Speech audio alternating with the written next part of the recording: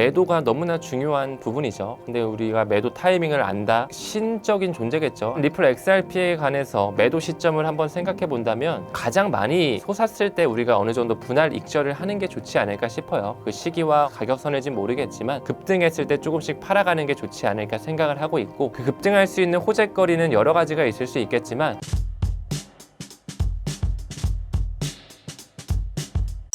리플의 기술력이 미래 가상 자산 시장을 선도할 잠재력이 있다는 주장의 핵심 근거는 무엇인가요? 일단 리플사의 행보 자체가 굉장히 무섭다라고 할 수 있을 정도로 그들이 굉장히 많은 파트너십뿐만 아니라 M&A라고 하죠. 기업 인수를 좀 보여주고 있거든요. 과거부터 그들이 트랭글로라고 하는 아시아 최대 송금 회사의 지분을 40%를 사들이기도 했고, 그뿐만 아니라 최근에 히든로드라고 하는 유럽 기반의 프라임 브로커 회사를 완전히 12.5억 달러에 사들이기도 했고요. 또 재작년 5월 달에는 메타코라고 하는 수탁 회사를 한화 약 3,300억 원에 완전히 사들였습니다. 그만큼 리플사의 자금력은 굉장히 빵빵하다라고 볼 수가 있거든요. 뭐 그뿐만 아니라 유럽의 최대 거래소인 비트스탬프의 지분도 인수했고요. 더 나아가서 스탠다드 커스터디라고 하는 미국의 헌장을 받은 그런 커스터디 업체도 완전히 사들이면서 지금 그들이 사업 영역을 점점 넓히고 글로벌리하게 나아가고 있어요. 지금 수탁 사업도 하고 있고, 리플 USD, RLUSD라고 하는 스테이블 코인 사업도 하고 있고요. ODL이라고 해서 리플 페이먼트로 국경 간 결제 사업을 또 메인으로 하고 있죠. 이렇듯이 지금 지속적으로 이 커스터디 사업, 스테이블 코인 사업, 국경 간 결제 사업, 그리고 CBDC 사업까지 국가 단위로 손을 잡으면서 XRP 레저 기반의 CBDC 플랫폼 역시 지금 현재 20개국 넘는 나라들과 비밀리에 손잡고 계약을 체결하면서 파일럿 테스트를 진행하고 있습니다. 그래서 디지털 생태계에서 리플사의 위력 자체가 워낙 클 것이다. 그 부분의 일환으로 과거에 모건 스탠리의 투자 부분의 부사장을 역임했던 린다 존스는 이런 말을 합니다. 리플은 초창기의 애플 그리고 마이크로소프트의 주식과 유사하다. 이런 얘기를 했었고, 작년에 XRP가 동전 가격에 있을 때는 지금 XRP를 사지 않으면 후회할 것이다. 이런 말을 한 적이 있는데, 그 린다 존스라는 사람 역시 이 월가의 베테랑으로서 XRP의 가치를 굉장히 높게 바라보는 한 인사이다. 이렇게 또 볼 수가 있겠죠. 그래서 리플사 같은 경우는 앞으로 디지털 생태계 안에 굉장히 주력할 만한 그런 회사로 자리매김될 것이다 바라보고 있습니다. 리플사가 2012년에 출범이 됐거든요. 사실 뭐 역사를 봤을 때는 2004년부터 라이언 푸거라는 사람이 리플페이를 설립하면서 시작이 됐고, 시간이 지나면서 오픈코인이라고 이름이 바뀌었어요. 그 오픈코인에서 이제 리플랩스로 바뀌었고, 최근에 뒤에 랩스를 빼면서 이제 리플사, 리플 회사로 바뀌었는데, 그들이 리플사를 만든 이유가 이제는 정보만 이동하는 게 아니라, 우리가 지금 뭐 페이스북, 메타, 인스타그램, 뭐 트위터 X를 통해서 정보가 이동되는 시대에 살잖아요. 정보만 이동되는 게 아니라 현실 시대에서 이제 가치도 이동할 수 있게끔 우리가 만들겠다 해서 나온 회사가 리플 회사예요. 그래서 그들의 슬로건, 그들의 비전을 보면 인터넷 오브 밸류라고 해서 가치의 인터넷이라고 이렇게 표시가 되어 있어요. 그리고 지금 현재 금융 엘리트 세력의 상단에 있는 BIS 역시 핀테크 그리고 이 인터넷을 합성해서 핀터넷이라고 하는 합성어가 점점 떠오르고 있어요. 한마디로 블록체인이 나온 이유가 정말로 가치를 이동하기 위해 나온 것이죠. 우리가 비트코인의 백서만 보더라도 피어투피어 디지털 캐시 시스템을 하기 위해 나왔다. 우리는 중앙 서버, 금융기관을 거치지 않고 다른 사람한테 돈을 보내기 위해 비트코인을 만들었는데, 실제로 비트코인 같은 경우는 너무 좀 비효율적이거든요. 수수료도 비싸고 속도도 굉장히 느립니다.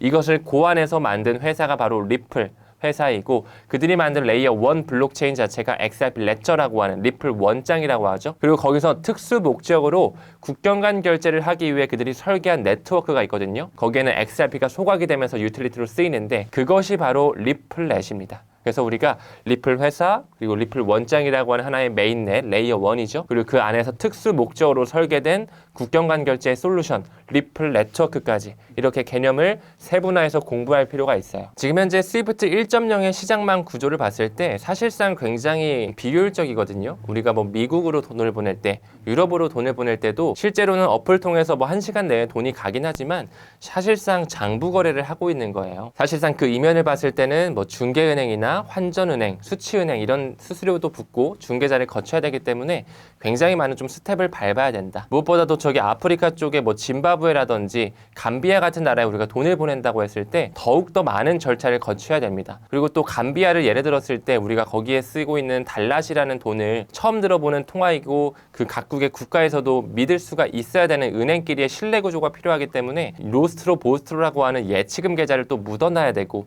그런 부분으로서 이제 장부 거래가 이루어지는 거거든요. 그러니까 실제로는 매우 복잡한 이 시스템 자체를 이제 블록체인 하나로 탑재가 되면서 굉장히 빠르고 효율적으로 돈을 이동할 수 있게끔 그들이 지금 리플 네트워크를 설계를 해놓은 것이죠. 그래서 이것이 스위프트망과 연결이 되면서 지금 스위프트에서 전 세계 은행들이 ISO 2002라고 하는 표준을 쓸 수 있게끔 시기를 조절하면서 타임라인을 올해 11월 22일까지 잡아놓고 있기 때문에 앞으로 국경 간 결제에서 CBDC 세상이 온다라고 했을 때 그 도매용 CBDC에서는 XRP가 쓰일 수밖에 없는 그 리플 네트워크가 RMG 그룹이라고 하는 등록 관리 그룹으로 들어가 있다. 이 부분이 매우 중요할 것 같습니다. 리플의 펀더멘탈을 고려했을 때 얼마까지의 가치를 가지고 있나요?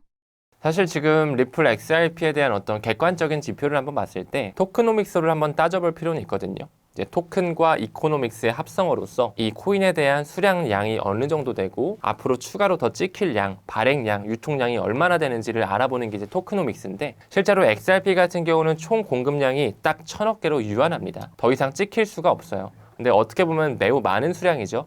비트코인은 2100만 개로 딱 수량이 제한되어 있다면 XRP는 1000억 개의 수량으로 딱 제한이 되어 있는 거죠.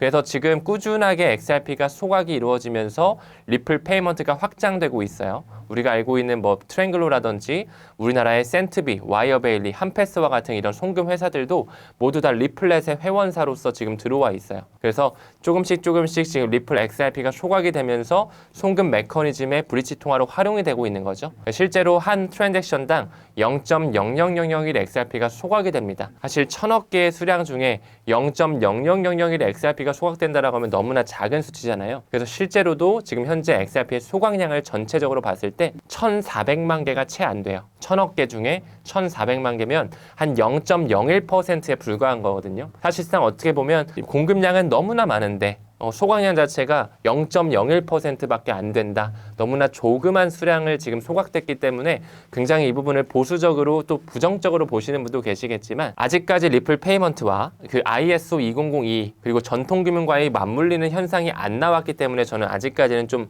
굉장히 소폭이라고 생각을 하고 이제 앞으로 규제에 대한 명확성과 전통 트레이드 파이어와 맞물리는 시점 그리고 올해 중반부와 하반부에 있는 연준의 채택 그리고 스위프트의 공존의 시기까지 오게 된다면 저는 개인적으로 이 XRP의 수량은 부족할 수밖에 없다라고 생각해요. 시간이 지남에 따라.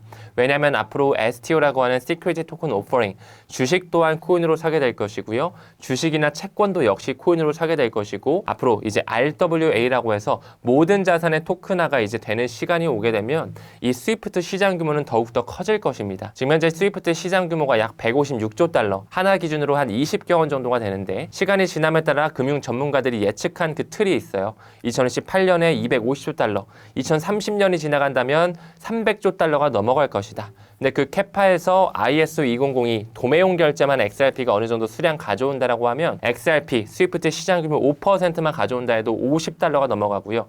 10%만 가져온다 해도 최소 100달러가 넘어갈 수 있는 그 기술적인 어떤 예측치가 나와져 있거든요. 그렇기 때문에 XRP에 대한 그런 비전과 유틸리티 자체는 워낙 탄탄하고 큰 시장 규모를 채택하고 있고 그들이 이미 포용하고 있기 때문에 굉장히 비전 투자하기에는 적합한 코인이다라고 바라보고 있습니다. 지속적으로 이제 XRP가 디플레이션한 토큰화 구조가 되어 있죠. XRP가 어쨌든 수수료로 쓰이는데 0.00001개씩 쓰이는데 지금은 이게 0.01%밖에 안 되지만 극단적으로 리플이 잘 돼서 도매용 CBDC 결제에서 정말 쓰인다. XRP 가격이 올라가 버리면 엄청나게 올라가 버리면 그럼 수수료가 비싸지는 거 아니냐? 그럼 완전히 없어져 버리는 게 아니냐? 이렇게도 생각하실 수 있는데 그렇기 때문에 XRP가 초반에 설계가 될 때 쪼개지게끔 설계가 되어 있어요. 100만 분의 1로 쪼개지게끔. 비트코인 같은 경우는 사토시 단위로 1억 분의 1로 쪼개지게끔 설계되어 있거든요. 리플의 CTO 데이비드 슈워츠를 필두로 한 기술진들이 애초에 XRP를 설계할 때 드랍단이라고 해서 100만 분의 1로 쪼개지게끔 설계되어 있어요. 이 수순에 간다라고 하면 XRP가 1만 달러가 정말 된다고 해도 1만 달러면 1,400만 원이잖아요. 1,400만 원에 0.00001 XRP 소각되면 수수료 140원 드는 거예요. 그래봤자. 근데 거기서 100만 분의 1로 쪼개진다? 더더욱 세분화해서 쪼개진다라고 하면 사실 이거는 100년, 200년까지 더 이상 쓸 수 있는 자산 클래스로 이미 만든 것이죠. 그렇기 때문에 그런 부분에는 이런 초기 세팅 과정을 괜히 만드는 게 아닐 것이다. 이렇게 좀 답변 드릴 수 있을 것 같아요. 리플의 매도 시점은 어떻게 잡아야 할까요?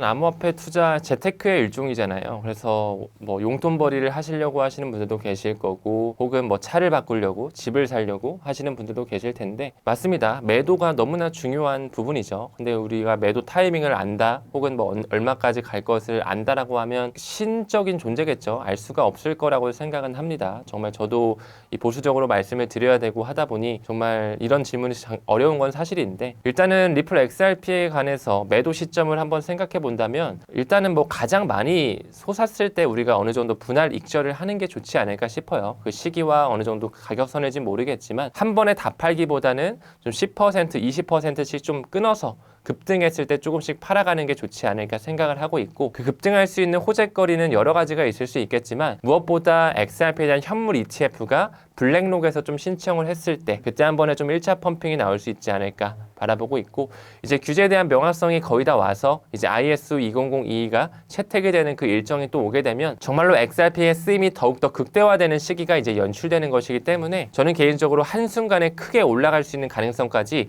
완전히 배제할 수는 없다라고 봐요. 지금까지 워낙 용수철 누르듯이 눌러놨기 때문에 눌러놨던 용수철을 떼면은 쭉 튀어오르듯이 탄성의 법칙으로 튀어오르듯이 XRP의 가격도 어느 한순간에 크게 펌핑될 수 있다라고 생각을 합니다. 그래서 항상 분할 익절을 고려해 보시고 항상 인간 지표도 너무 중요하게 바라봐야 되거든요. 너무나 많은 사람들이 환희에 차 있을 때 막 비투를 여기저기서 하고 지금 코인 투자 안 하면 바보다라는 소리가 나올 때 오히려 우리가 그럴 때 조금 시장을 천천히 빠져나와야 되지 않을까. 그리고 마지막으로 그들이 IPO를 하는 시점도 너무나 중요하거든요. 이제 2021년 4월 달에 코인베이스가 나스닥 상장이 되면서 굉장히 환희의 순간을 만끽했는데 그때 당시가 딱 비트코인의 최고점이었어요. 그래서 그들이 기업 공개를 하는 시점 또한 매우 중요할 것 같고 아까 초반에 언급드렸던 인간 지표와 연관되는 그런 뭐 코인베이스의 앱순위나 우리나라의 업비트나 빗썸의 앱순위 자체가 사람들이 대중들이 관심도 없었던 사람들이 들어와서 다들 코인을 사려고 준비하고 있다. 이런 어떤 인간 지표를 보시면서 시장의 환희의 순간에 잘 좀 빠져나가는 게 중요하지 않을까 생각하고 있습니다. 리플 투자자가 인지해야 할 리스크는 무엇일까요? 뭐 XRP에 투자할 때 가장 중요한 것은 이 기사라든지 영상이라든지 이 미디어를 바라볼 수 있는 눈이라고 생각해요. 사실 뭐 똑같은 자산을 보더라도 누군가는 긍정으로 보고 누군가는 부정으로 보잖아요. 그리고 우리가 암호화폐를 투자하는 것뿐만 아니라 뭐 주식을 투자하든 부동산을 투자하든 은행에 심지어 예금을 넣더라도 100% 안전한 투자처는 저는 없다라고 생각을 해요. 최근에 막 우리나라의 새마을금고도 막 이슈가 좀 있었던 것처럼 은행도 정말 한순간에 망하려면 망할 수 있는 존재이기 때문에 우리가 뭐 예금 적금을 들더라도 리스키한 상황은 어느 정도는 감수를 해야 된다라는 그 포인트를 가지고 있고 투자해야 된다라고 생각하거든요. 무엇보다 암호화폐 투자 같은 경우는 워낙 변동성이 큰 시장이기 때문에 더더욱 우리가 리스크한 그런 부분도 생각을 하면서 포트폴리오 분산화를 좀 할 필요도 있다라고 바라보고 있어요. 그래서 사실 많은 언론에서는 XRP가 가격적인 부분 이미 다 선반영이 됐다. 혹은 뭐 리플사에서 XRP를 너무 많은 물량을 가지고 있기 때문에 가격이 올라가기는 어렵다. 뭐 이런 여러 가지 퍼드성 뉴스가 나오는데 그럴 때일수록 리플에 대한 개념을 잘 알고 왜 XRP가 마지막에 끝까지 살아남을 수 있으며 황제의 역할까지 할 수 있는지 유틸리티가 왜 센지에 대해서 공부할 필요가 있다는 게 사실 가장 중요할 것 같아요. 어떤 이슈를 똑같이 내놔도 누구는 호재로 보고 누구는 악재로 볼 수가 있기 때문에 이런 것들에 대한 명확한 어떤 하나의 기준이라기보다는 그거를 바라볼 수 있는 눈을 좀 키우자. 본인의 인사이트를 키우기 위해 진정성 있게 좀 공부를 하시는 게 더욱더 제가 드릴 수 있는 가이드이지 않을까 생각이 들고 있습니다. 리플의 호재 또는 악재가 체감될 시기는 언제쯤 올까요? 많은 분들께서도 이런 질문도 주시거든요. 그러니까 우리나라의 시중은행에서 암호화폐를 맡기는 시기는 언제쯤 바라보시냐 이렇게도 많이 질문을 주세요. 지금 미국에서 뭐 FDIC라든지 OCC 통화감독청을 통해서 암호화폐에 대한 커스터디 그리고 스테이블 코인에 대한 사업을 할 수 있는 받아들일 수 있는 그런 문호를 개방하고 있거든요. 사실상 미국이 하면 모든 뭐 중국이든 한국이든 일본이든 다 따라가기 마련인데 사실 저는 미국에서 이제 이런 법과 제도가 만들어져서 우리나라까지 오기에는 시간이 조금 더 오래 걸릴 거라고 생각을 해요. 이번 사이클보다는 오히려 다음 사이클까지 시결을 조금 더 길게 놔야 되지 않을까. 그래서 2028년, 2029년, 2030년까지는 우리가 법과 제도가 만들어지는 과정, 아직까지는 초기 시장, 암호화폐 시장이 좀 변동성이 큰 그런 기간이 되지 않을까 생각하고 있어요. 그래서 우리가 조금 더 시계열을 길게 놓고 바라봐야 된다 좀 생각이 들고 있습니다.